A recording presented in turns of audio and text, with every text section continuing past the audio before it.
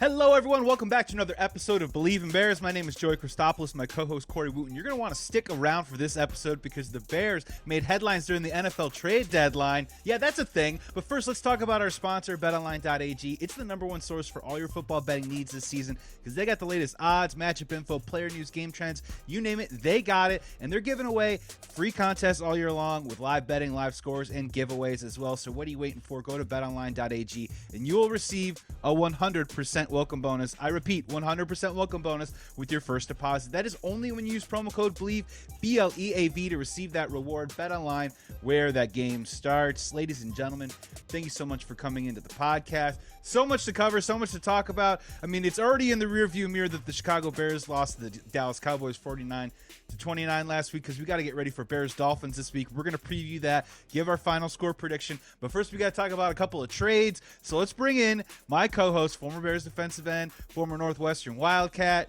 CHGO's very own, Fox 32's very own, the golf course giant himself. It's Corey Wootton. What's up, Corey? Oh, nothing much, my man. Had a nice round yesterday. You know, nice little 85. Not bad. So we're starting to feel the stroke a little bit. Working on that cut off the tee. I've been very inaccurate with the driver, and the cut has been a lifesaver for me. What I appreciate the most about that, Corey, is that you were on the golf course and your zen, your focus was so sharp because your phone must have been blowing up because the Chicago Bears were making moves the last couple of days. Exactly. Corey, I was excited about this. I don't think we've ever seen an NFL trade deadline quite like this before. As a fan, I kind of hope that it continues moving forward when you see big name players go to contending teams. And then for the Chicago Bears, a little bit of both. So let's start first with the first one that came down on Monday. Roquan Smith goes to the Baltimore Ravens for a 2nd-round pick and a 5th-round pick. Corey, thumbs up, thumbs down. What'd you think of the move? I didn't like the Roquan trade, to be honest with you. You know, it's very hard to find good linebackers in this league. And I understand, you know, people are saying, well, we don't want to pay him or whatever. When he's up to par and people are saying, well, he hasn't played, you know, that well this season. The thing is, the defensive line, you know, it's been tough with the defensive line. You know, they just haven't played up to par. You know, Robert Quinn not being there, Al-Qadim Muhammad not stepping up like we thought. Same with Travis Gibson. It's tough as a linebacker to play behind guys that are not generating penetration. They're not getting off blocks. You know, people get to the second level more often. But Roquan, when he's on, man, he's one of the best in the league, in my opinion. So I would have liked to keep him for another year and then potentially, you know, franchise him or have an option to maybe negotiate something or trade him at a later date. But especially during this season right now, you know, where the Bears are really struggling defensively, like getting gashed in the running game. You know, Cowboys. You name it. The Cowboys put up 49 on them.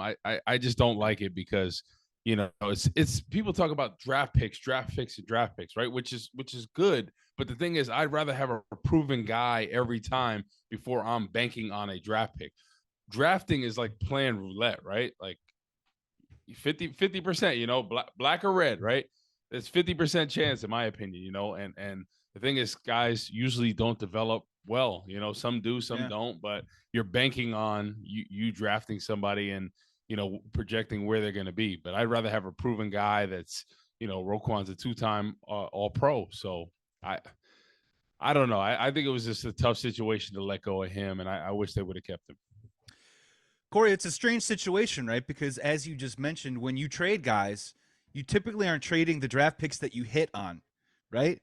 And when we talk about the vestiges, the legacy of Ryan Pace, which is crumbling around us as Ryan Poles rebuilds this team, Roquan Smith was one of those few hits, his only hit really in the first round. If you really go back and look at it, Trubisky's not working out. Leonard Floyd had success with the Rams. It moves on, so forth. So here are the facts that I can obviously see and wrap my head around, right? One, he asked to be traded in training camp. You can say whether that was posturing or not, but he still did it publicly. And that kind of probably threw a wedge into this particular situation. As you mentioned, they didn't want to pay him. They weren't going to pay him $20 million. Roquan Smith, as I had said, he couldn't just take 15.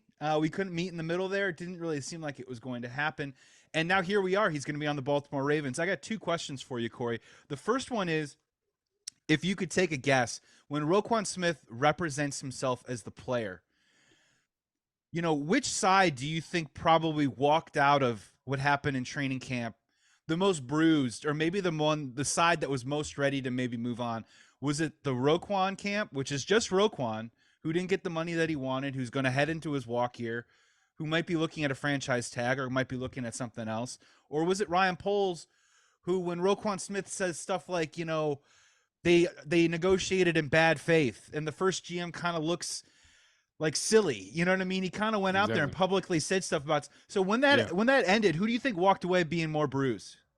I think it was probably Ryan Poles, to be honest. I think that's why he ultimately ended up trading him. There If you go. Roquan had an agent, there would have been no egos involving him and the organization at all, right? The agent is the middleman. He's the one that's doing all the talking for you. So you don't have to worry about anything, and there's no doubt in my mind, if he had a NFLPA certified agent, that deal gets done and he retires as a Bear. There's no doubt about it. I think that was kind of the Achilles heel that made this relationship sour. And I think they realized, it probably ended in bad blood with him saying, like, you know what, I'm not even going to be here next year. So whatever. And I think that's how they ended things. And Poles kind of realized, like, listen, I'm probably not going to be able to work out things with him. And he's probably not going to want to stay. So it's going to be a situation. Maybe if we franchise him, then maybe he'll walk. But yeah, you brought up a great point, because I didn't even think about, that possible aspect of it. But I think that's probably exactly what went down. And egos are a big thing in this league, whether it's a GM, a player, a coach, an owner. People forget how big egos are, right? And if somebody felt like they, got embarrassed, or somebody bad talked them a certain way, I think it rubbed Ryan Poles the wrong way. And I think he was like, you know what? I'm going to ship him out. We're going to load up on the draft picks. And, hey, you got to do what you got to do at this situation. And the one thing is, we got to trust that Ryan Poles has this vision, right? I told you, we can't really evaluate him till after next season, right? Really, like what he does in the offseason, in the draft, free agency, and then how that performs on the field, right? I think after next season, we'll have a better idea, evaluation wise, of how Ryan Poles did in his first 2 years as a Chicago Bears GM. Well, because you're saying to yourself, Braxton Jones is playing right now. We don't know if Braxton Jones is a hit in the draft, right, until probably next year. And the other thought that I had with Ryan Poles was that he's a first-year GM, and I think that he truly did want to sign Roquan to a long-term deal, and I think they worked on it, and it didn't work out. And I think if he was kind of looking through and doing some risk versus reward there, let's be honest, there are some stories about Roquan. There's been some stuff off the field. You know what I mean? I'm not saying he's a bad guy, but that also stuff too is like, can we really kind of gamble on this moving forward? So my follow-up question is this, and I don't know if anyone's asked this yet, but Corey, you played in this defense. You played in this 4-3 Tampa 2 rejuvenated Ron Marinelli defense that Matt Eberflus is trying to bring back to Chicago. Yep. So my biggest question is, why does this defense feel like it doesn't value the linebacking play, when you know very well as anyone else that Roquan Smith is in the Lance Briggs role, and we had a Hall of Famer like Brian Urlacher? Linebacker was essential, I feel like, to a lot of what they did with that 4-3 offense, and it doesn't feel like the Chicago Bears really prioritized that in the offseason, trading Roquan Smith. How do you make sense of that, and do they value it in this defense?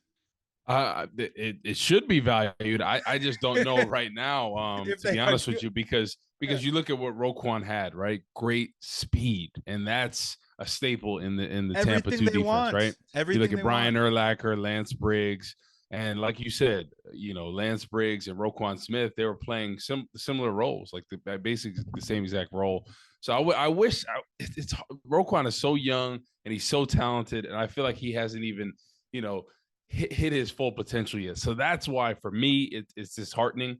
But it ultimately came down to the contract negotiations. And in this Tampa 2 front, right, you need a dominant 3 technique. You need guys that can get off the football, from left defensive end all the way to the right.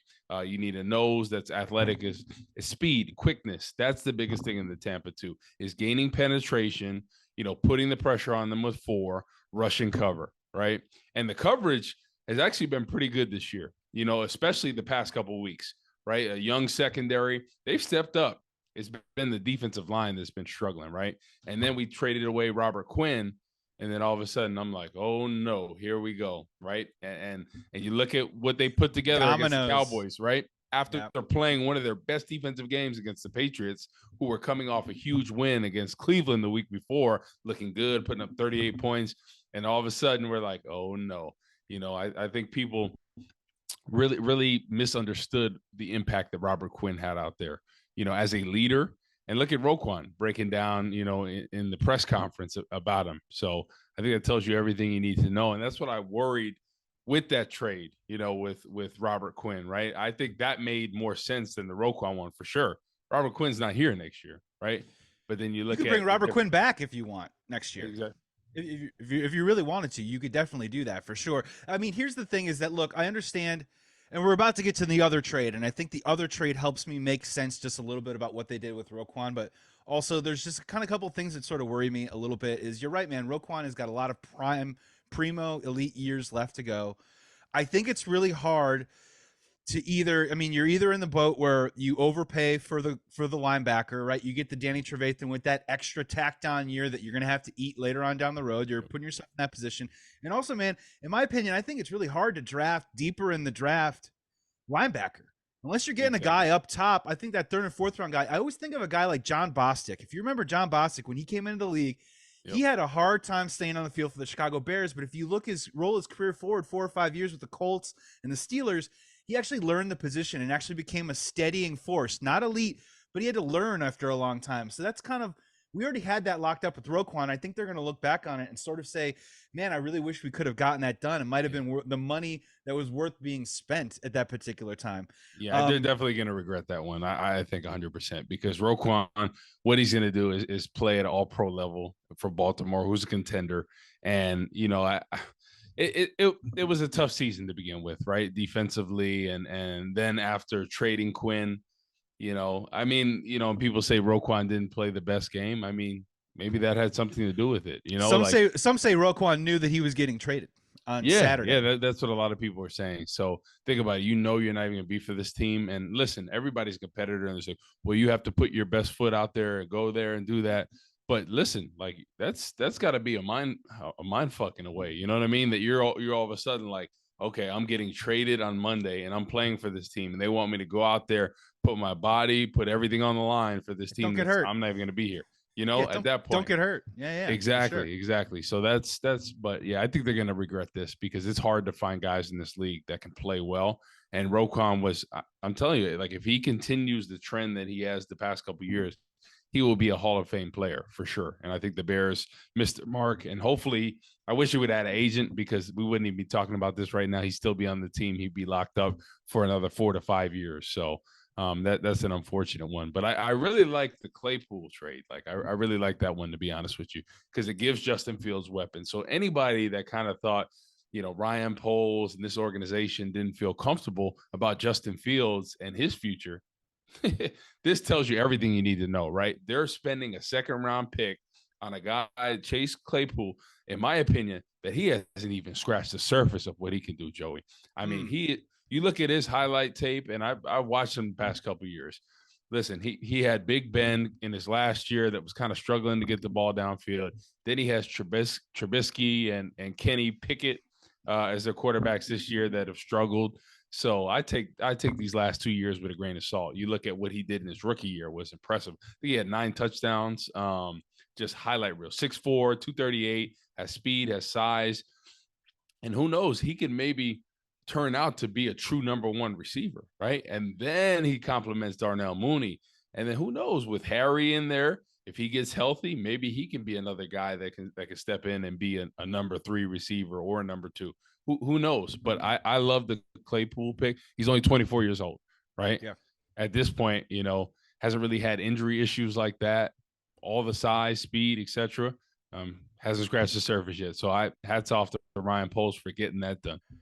Yeah, look, I think the Chase Claypool thing helps justify or at least soothe a little bit about what I feel like with the Roquan Smith deal, because I think at the end of the day, I don't think Roquan Smith's going to get $20 million from anyone. So what the hell are we doing in the first place? Should have stayed in Chicago. But I will say, Ryan Poles looked at it like this. He is coveting that draft capital, right? He's holding it very tightly to him. So the fact that he was able to get that second rounder from the Ravens, he can now part with a second rounder and pay maybe a little bit of a higher sticker price, I think, for a guy like Chase Claypool. But dude, I'm right there with you. My wife's a Steelers fan, as we all know. So here is my breakdown of Chase Claypool. First of all, Chicago Bears are always looking for wide receivers. So I'm always looking at tape at wide receivers heading into the draft. And I always find one guy that I go, this guy isn't in the top 5 or top 6, but I'm in love with this guy. Chase Claypool's been one of those guys. Rondell Moore's been one of those guys for me. George Pickens was my guy this year. So Chase Claypool coming to Chicago has me excited. There's a couple things that I like about him. First of all, I think down the field, I think he's got that size and that speed and that athleticism that Justin Fields sorely needs. I think it moves Dante Pettis kind of down the depth chart, which I'm super happy about. And you're right, Corey. All of a sudden, Harry, St. Brown, and Claypool, we got big all of a sudden. We got really big. And now all of a sudden, I think, first of all, Chase Claypool is a red zone beast. I think that's fantastic. That's going to help out a guy like Cole Kmet, who we thought would be better in the red zone, hasn't been. Let's take some of that away from him a little bit and put it on Chase Claypool's hands. And the biggest thing that I'm most interested in, Corey, is that I've watched almost every single Steelers game that Chase Claypool has ever played, and I swear to God, it's almost like you know how you can get into bad habits when you play in situations that aren't ideal. Mm-hmm. Chase Claypool has been underthrown on deep passes so many times in a Pittsburgh Steelers uniform. You kind of see him like he goes and he almost like slows down in his route because he knows it's going to be short. He turns his body around and then he does one of those standstill jump up and like contested catches ones. Yep. And it's almost like he doesn't always come down with them and the Steelers fans give him a hard time. Well, guess what? That's on the quarterback, in my opinion. And I don't think that's something he's going to see in Chicago. I'm personally very excited about it. He's another guy in the assembly line of the reverse sweep that we can deploy to as well. And look, I don't know how much he's going to play this weekend, but I think it really helps. And man, to your point too as well, this also proves that Ryan Poles is serious about trying to figure out who Justin Fields is and can be sooner than later. We've talked about it before about the wide receiver class coming up this winter. It sucks. I'm giving you guys all a heads up right now. If Nelson Aguilar, Jacoby Myers, Juju's probably the only guy that I would want out there. And he's going to make $1.5 million next year. So we still have all of our money. We still have our second round pick. And now we have a wide receiver. And if the price of doing business is probably moving on from a guy like Roquan, man, you know what I mean? What is it? Rob from Peter to feed Paul, a little bit of that situation going on. But I'm thumbs up on Claypool. I'm really excited to see him play. And I'm with you, man. I hope that he can ascend to become more of a well-rounded dynamic player than probably he's shown in Pittsburgh so far. Exactly. So think about it. We could potentially save ourselves having to get a huge acquisition at wide receiver if this pans out, right? And we have another guy under contract for another year, like you said. And look at Harry. If he finishes the year well, right, he could be another viable option. And Mooney as well. So then all of a sudden, this wide receiver pair looks a lot better, right? I like Darnell Mooney as a number 2, right? Slot receiver. I think that's where he can really, make his hay and be what he is. You look at when Allen Robinson was there last year, it kind of took the pressure off him, right? And him and Justin Fields had that connection. He went over 1,000, right? So I'm hoping Claypool can have that same effect, right? Because he has the size, the speed, and the strength that's going to command attention.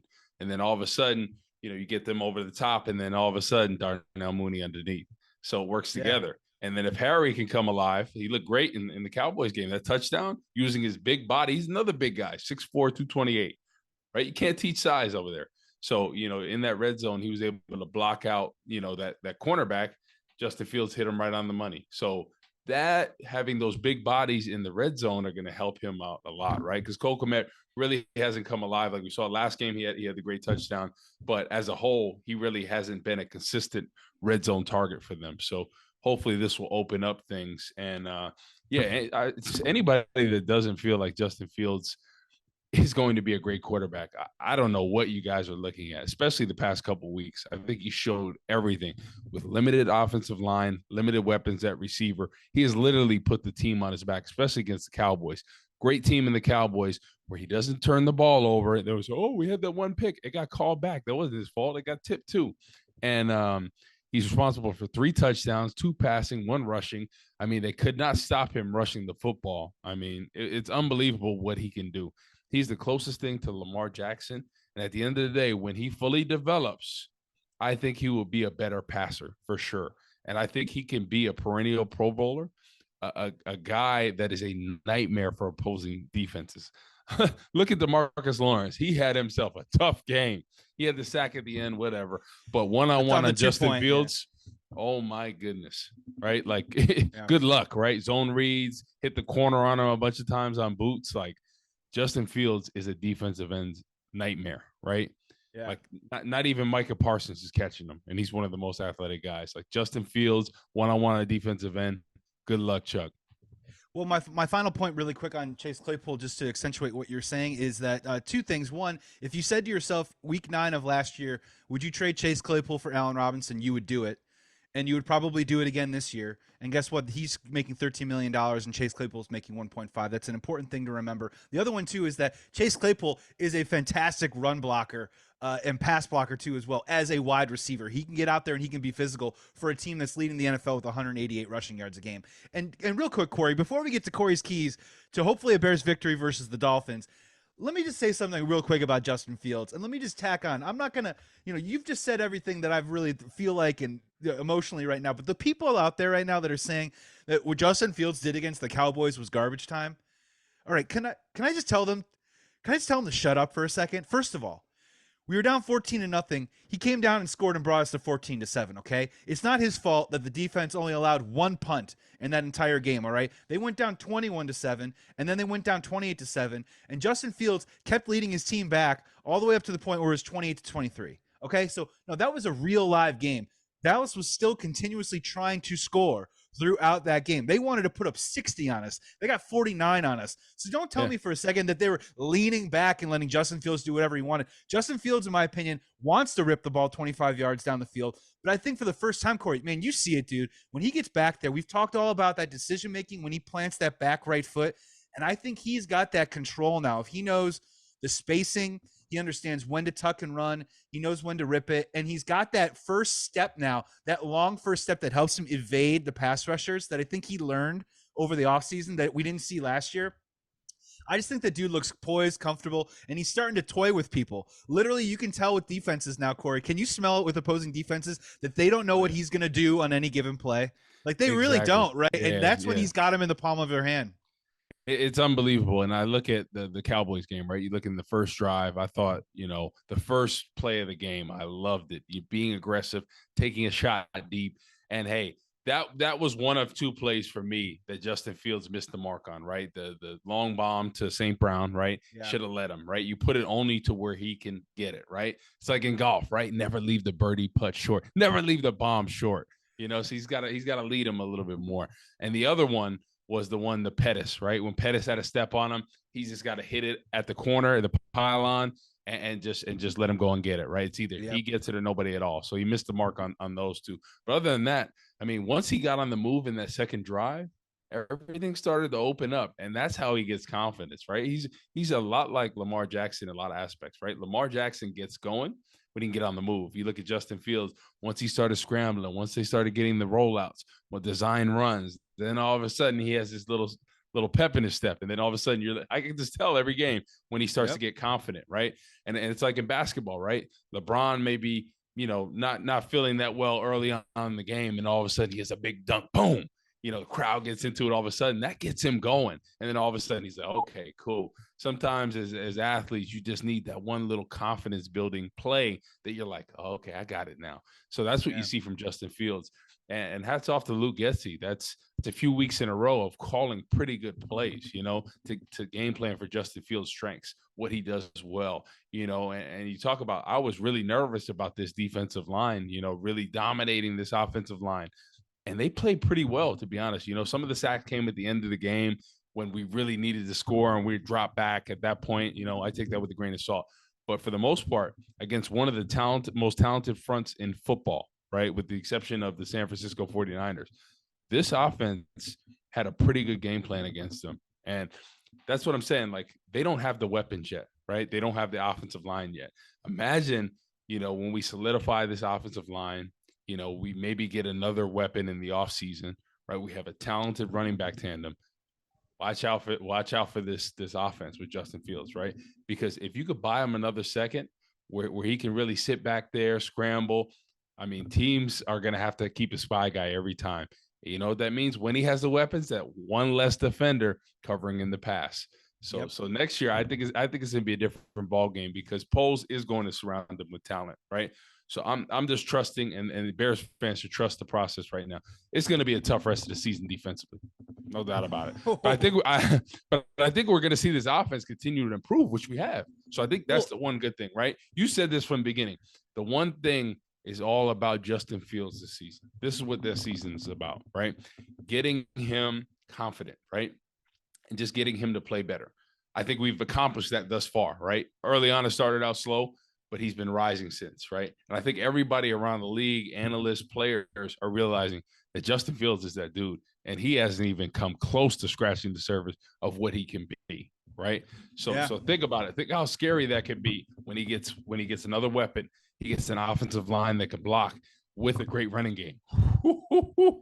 Watch out now. And honestly, I want offensive line in the offseason. Just give me some offensive line. I don't even really care. Enroll with Claypool and Mooney, draft a guy, see what happens. And Corey, man, you're right. It's been outhouse to the penthouse with this Bears offense this year. And also, what we talked about was, how many games do you want to see from this Bears team, wins or losses aside, where you walk out of it being like, man, Justin Fields, that's my guy. You know what I mean? That's my dude.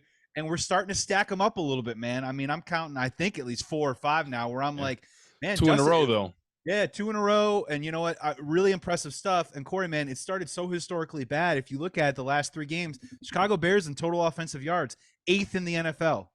Yeah. Small sample size, but again, trending in the right direction. Number 1 in rushing yards.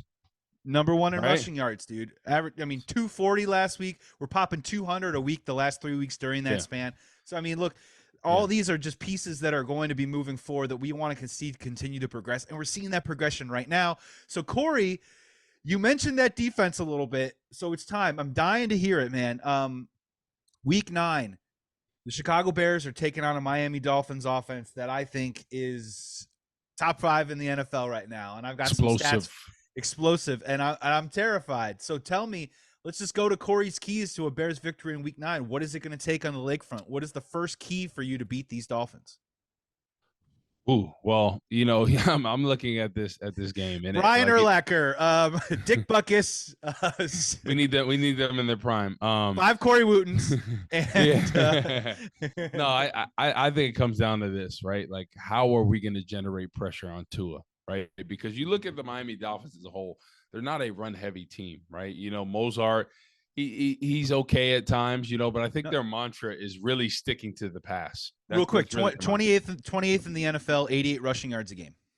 Exactly. But I wouldn't be surprised if looking at the tape, like, oh my gosh, these guys cannot stop the run.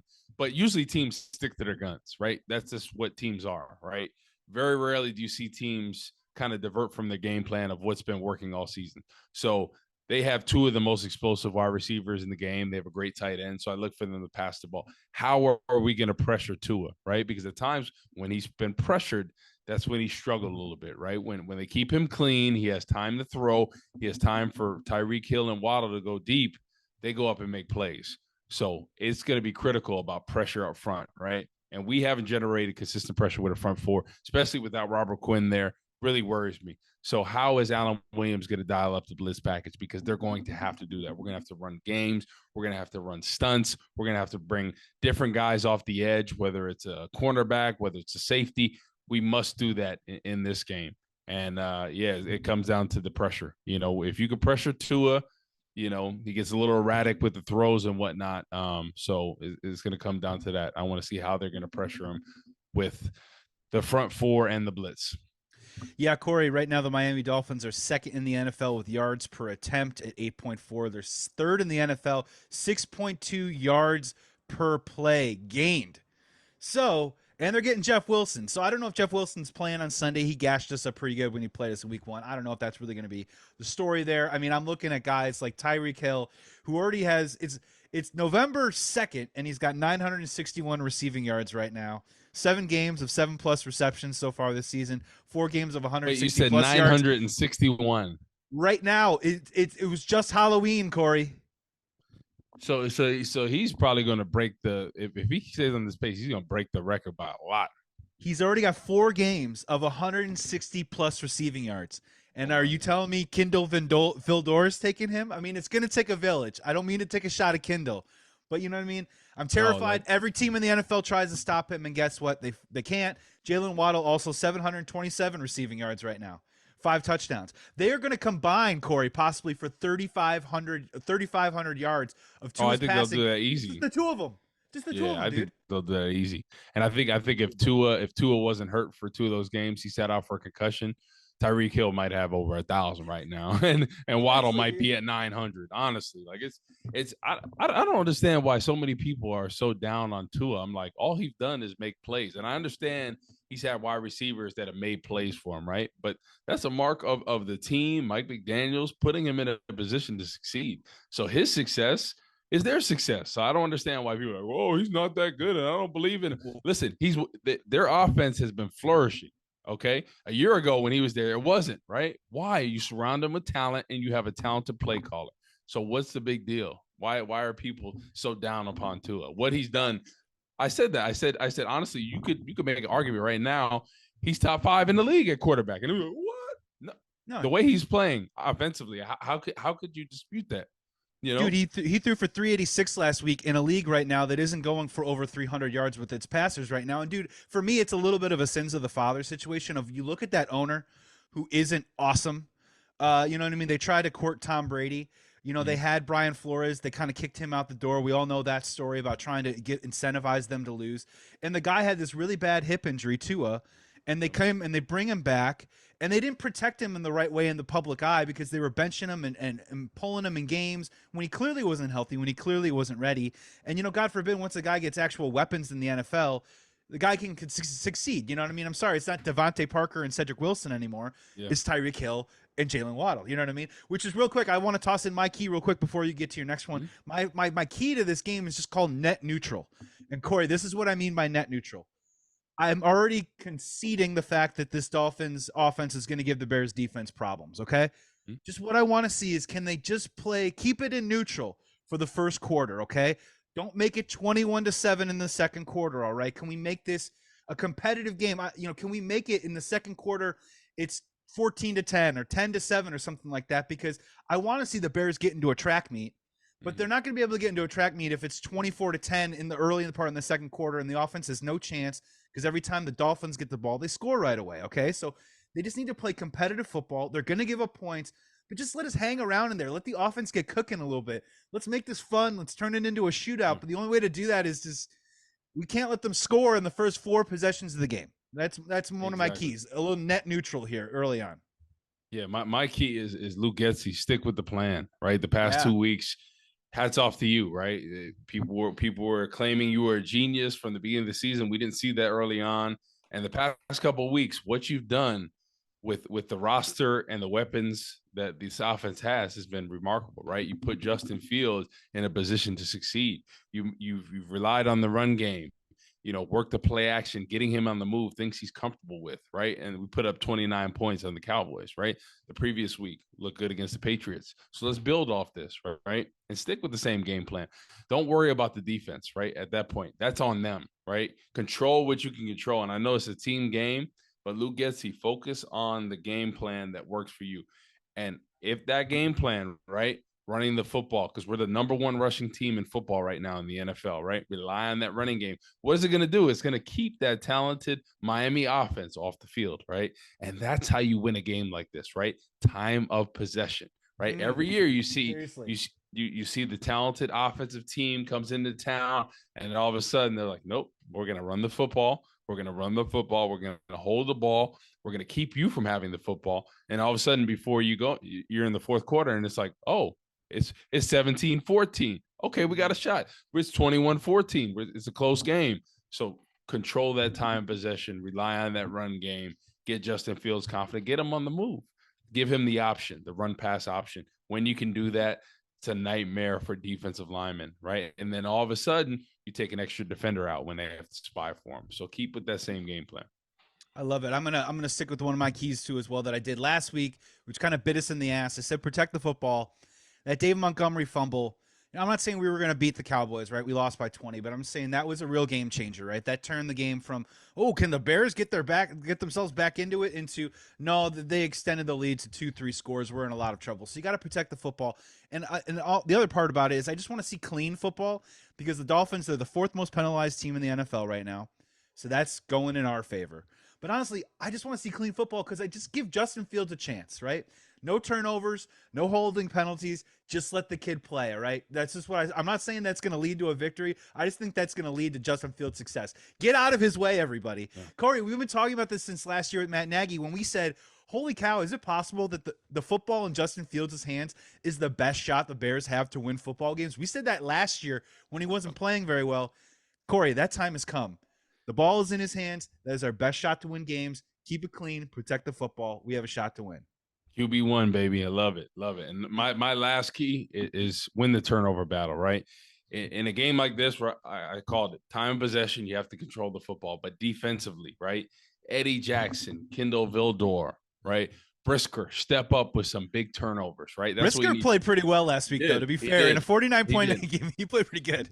Yeah, because Tua, honestly, right? He's been playing well, but he throws it up there and hoping they can get it, right? Tyreek Hill is a shorter guy, right? I know he can beat you deep, but there's been a couple times with this jump ball where Tyreek Hill is beating a guy that he shouldn't. So at that point, I'm saying, hey, we need to step up. Eddie Jackson, play center field out there. Let's get a pick or two, right? If we could do that, that can change the momentum of the game. And that's going to be one of the ways that we beat them, right? Because when Miami is rocking, they're not turning the ball over. They're, Tua is passing for 4 or 5 touchdowns, 300 to 400 yards, right? But if we can steal some, get some turnovers over there and really capitalize that, and offense goes down and scores touchdowns, that could be something that we can do, because this defense has struggled all year. The biggest thing right now going forward is you have to be a team that takes away the football for them, right? To offset some of these yards, some of these drives, going to have to get the turnovers on Sunday. Man, Corey, that's a great point. They played the Steelers the other week. I was watching it with my wife, and man, he threw 4 of them like right between the numbers to the Steelers, and they just dropped it. You know what I mean? Yep, so exactly. Over 1.5 interceptions for Tua in this game definitely gives the Bears a shot to win, which, Corey, it means it's time, man. It's final score prediction time. We took one on the chin last week. It's been a wild year. It's the schizophrenic Bears. We're not quite sure who's going to show up every single week outside of Justin Fields. I'm going to beg you and implore you to go first. Right. Final score prediction: Bears Dolphins Week 9. What do you got? Yeah, I'm going to say it's going to be a tight one, but unfortunately, the Dolphins are going to come out on top, 31-21. I think this is going to be another one that comes down to the fourth quarter where things are tight, maybe a score, and they score a field goal to go up 2 scores. But I think Justin Fields and the offense is going to play well. Ultimately, I think it comes down to this defense just struggling to generate pressure, right? And you look at the weapons that they have offensively, I just don't know if we can get the pressure even dialed up, because then that takes one defender from coverage against arguably the best trio of wide receivers and tight end in the league. So, yeah, this one definitely makes me nervous. Comes down to the game plan, but I think ultimately Miami's just going to be too much. Yeah, final score for me is 64-61. No, I'm kidding. Corey, I'm with you, man. I don't think the Bears have enough juice right now, and you just see what's going on defensively, and you got to say to yourself, man, they are in a lot of trouble, because they've been in trouble all year long. So I just can't trust that right now. But Corey, this is a score that I'm going to honestly say with my heart. I'm going to say that the Bears are going to lose, but I'm going to go I'm with you, man. I think 35-31. Honestly, and this is kind of the thing about it, is that I don't think we're going to be able to stop that defense. I'm sorry, the Dolphins offense. I really, really hope that they can at least give us a chance in the first quarter to hang in there, trade some scores. Let's trade some leads a little bit. I would love to see that. But the Dolphins, we're not a big passing offense, but the Dolphins, they've allowed 5 different quarterbacks to pass for over 250 yards against them. We know we're going to run the ball. They give it up a little bit. We're going to be able to score some points. We've at least shown consistently that we can get into the red zone, and now we're letting Justin Fields, make some plays in the red zone now. I mean, we can get a little bit better at our 2-point conversion plays. I'll just say that out loud, just a little bit. But no, I think the Bears do lose this one, 35-31. Again, entertaining game. I'm rooting for Justin Fields' progress. Bears lose. I walk away being like, man, Justin Fields is awesome. Kind of like how I felt the last couple of weeks, so on and so forth. And you know what? Let me just put it out there like this. We did a final score. Before you go, Corey, though, if the Bears win this game, Mhm. What do you think that does? Because honestly, if you look at their schedule, if Mhm. the Bears win this game and they go 4-5, you do realize that they are in that graphic on NBC that says Still they're in the in the hunt. hunt for the playoffs. And they would, in theory, probably still remain tied with the Packers, who we think are going to beat the Lions Yeah. this week. And that schedule, Corey, Yeah. gets a little soft over the next month or so. If they Does. win this Yeah. game, it can. I'm not saying pivoting, game changer, or anything like that, but Yeah. man, it would be a really interesting. It would be a really interesting scenario because I think a lot of us are now kind of. I Yeah. don't think we've got playoffs on our minds, but Yeah. Yeah. they win the game, they hang around.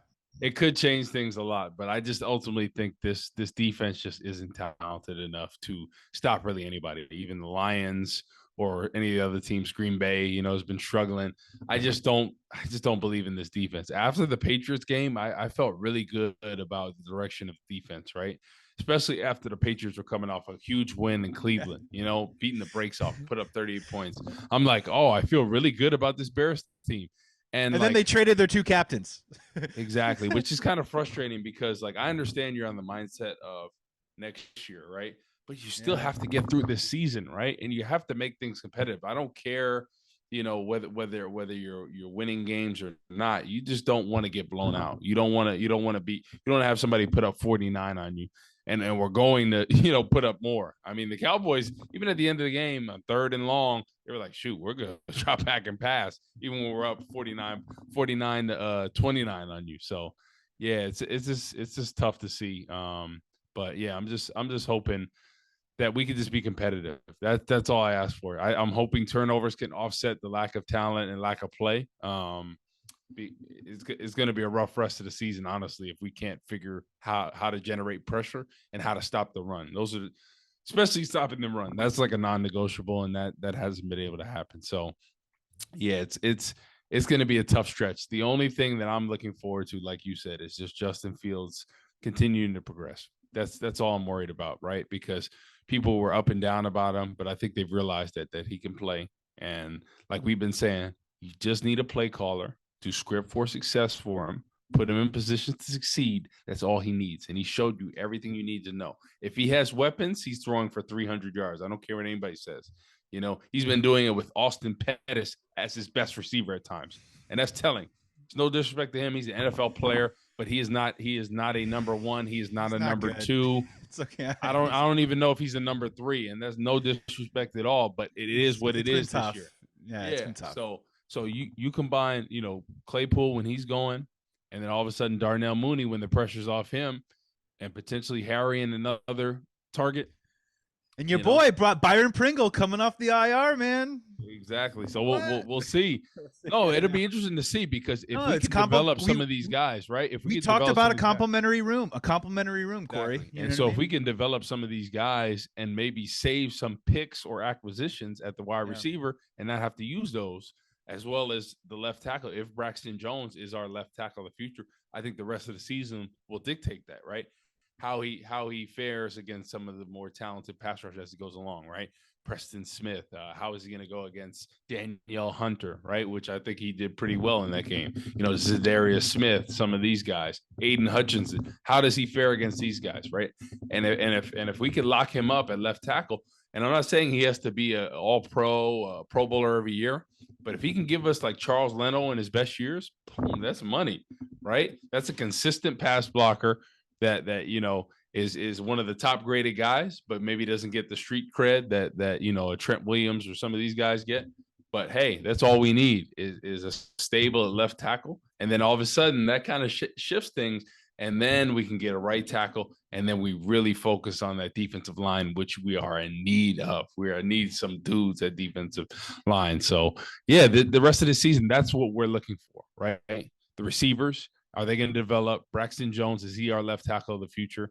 Because if we can get some clarity there, that I think that would be really good situation going into the offseason for what we can spend. Corey, great episode. Big show, my friend. Big week in the NFL. And for some reason, I don't know, a 3-5 Bears team, was just kind of in the headlines this week, man. So I'm so happy I was able to hop on with you and chop it up while we also preview Bears Dolphins in Week 9.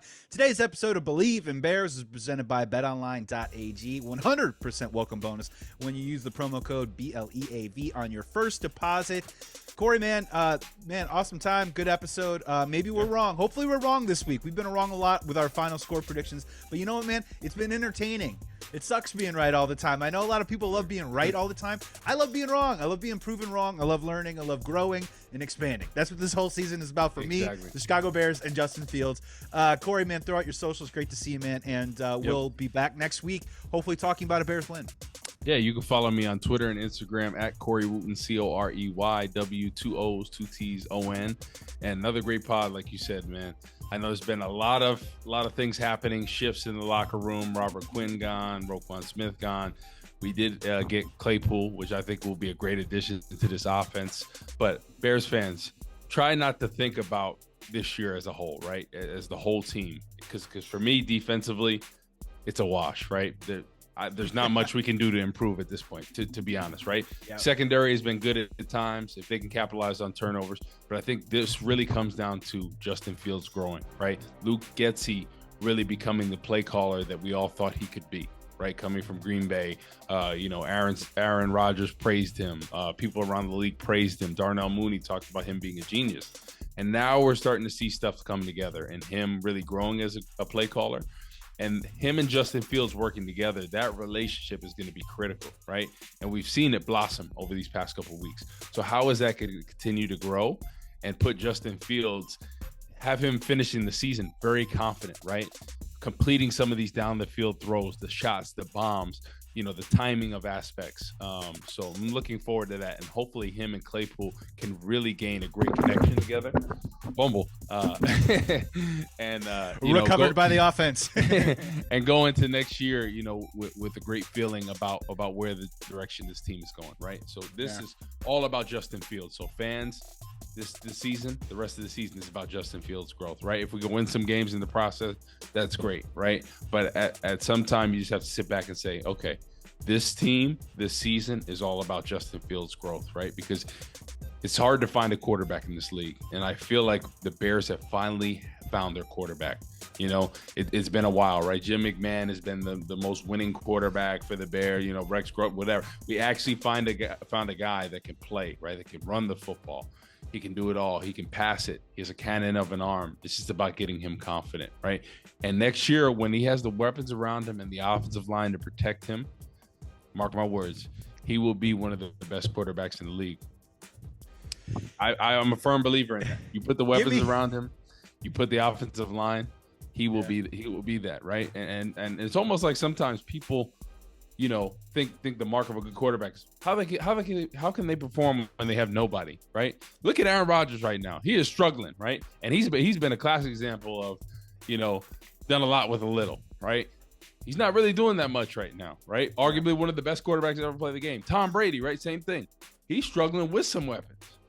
So I'm just saying, pump the brakes on everyone saying this, that, and the other about Justin Fields, because when he gets weapons, watch out. Look what Tua has done.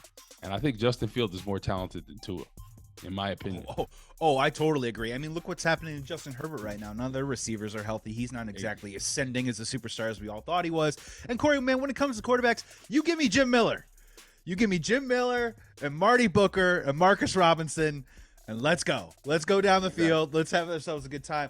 Great stuff, Corey, man. Everyone, thank you so much for tuning in. Be well, be safe. Please be good to each other. You can follow us. You can find us at Believe.com, Apple Podcasts, YouTube, TuneIn, SiriusXM, and thank you so much for coming back every single week. Our audience is growing every single week. Please do us a favor. Tell one friend to check out Believe in Bears as we break down Bears action every single week. We'll be back next week, hopefully after Bears win. Peace out, and remember, bear down.